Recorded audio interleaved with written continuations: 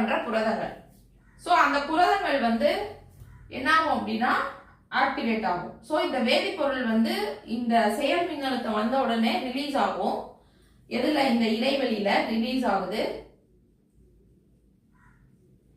அதுக்கப்புறம் இதுல வந்து என்ன ஆகும்? டச் ஆகுது. டச் ஆயிட்டு இங்க வந்து என்ன ஆகும்?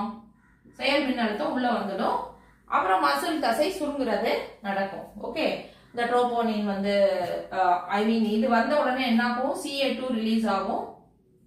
CA2 ரிலீஸ் ஆயிட்டு என்ன ஆகும்? CA2 எங்க போய் பைண்ட் ஆகும் அப்படின்னா ட்ரோபோனின்